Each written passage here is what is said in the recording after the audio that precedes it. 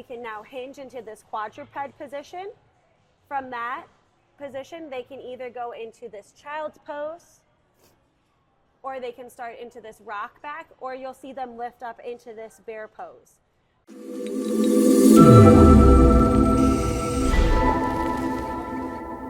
Hi, I'm Dr. Ludeman from Bolingbrook Family Chiropractic. I'm a pediatric and prenatal chiropractor in Bolingbrook, Illinois. And what we're gonna do today is I'm gonna take you through a couple exercises that we give to parents for their kids, but not only do we use them for our pediatric patients, but our prenatal patients as well. So when using dynamic neuromuscular stabilization, we are taking pediatric developmental milestones and turning them into an exercise.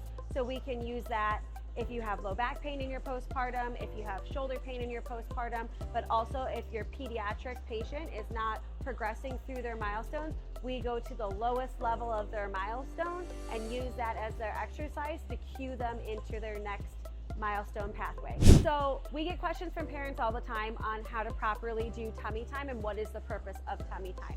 So you're gonna have your infant or yourself on the floor, and when you're here, we want them to be able to press up and pull the head back. We want to engage that posterior chain. Sometimes what we'll see is if they have a preference side to side, they get sloppy and they go to one side, or maybe we go to the other. We want to be able to put the hands here and press up, pull the head back. So that cueing with the patient can be supporting underneath the chest or supporting underneath the jaw and bringing them into that cervical extension. As an adult, if you're having pain in the neck or the mid-back, we can start here. We can start with a low-lying press up here. Now we're in that cobra position. Then we can advance it and bring the arms in, press up. We're keeping the hips on the floor, and I'm pressing through and trying to extend my elbows all the way out and then come back down. So as our pediatric patient develops, we will have parents cue their babies by bringing their elbows in so they can press up here, and then they're gonna press up all the way through their shoulders. What you'll also notice with that press up is because we are keeping our hips on the floor and pressing up here, that is now developing the lumbar curve to go up like this, and it is also forcing the thoracic spine into extension, and it is developing that scapular movement. So if you have shoulder pain or weakness in that scapula or a flaring scapula, the best way to start to train that is to bring yourself all the way down to this prone position. Start here, squeeze the elbows in, and then back down. Then you can bring the elbows to the side, and we can do these scapular push-ups. Press out, bring them back down, press out, bring them back down. Now, as our pediatric patient develops, they're gonna end up on their side like I just did. So we'll start here. We're gonna start in this prone position.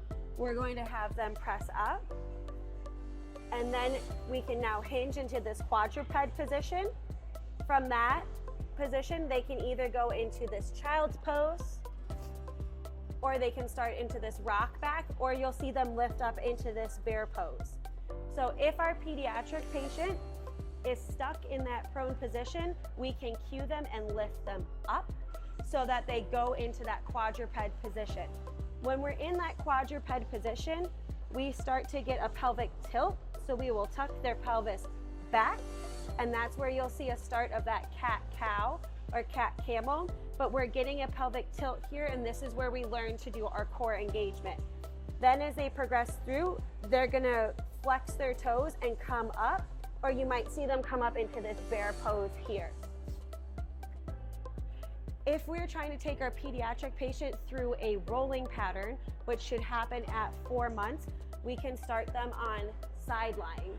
So in that side lying position, they should be here. This downside arm should rotate into what we call supination and pronation. So this should pronate or pour. So for those patients that we are trying to teach the rolling pattern, which should be at about 4 months, what we're gonna do is we're gonna start that patient on their side. So the downside arm should do what we call pronation. So we're gonna do supination and pronation. So pronation is we're gonna rotate down, This downside leg can either be bent or it can be straight. The upside leg needs to be in a 90-90. So we as a parent or a therapist are going to cue them into a 90-90. You're going to have pressure in their SI joint. So I will contact here on my patient, and we're going to press here as they roll over, and they're going to roll up onto that elbow and then onto their belly. So you can see here how we're ending up back in that prone position with our belly on the floor, elbows bent, pressed up, neck and chin up, facing forward. Then if you wanted to cue them to roll onto their back, what you would do is you would have them rotate, start to look over that shoulder. All of their weight is going to go on their downside arm and elbow. They're going to press back. We're going to end on our side, and then we're going to roll back over.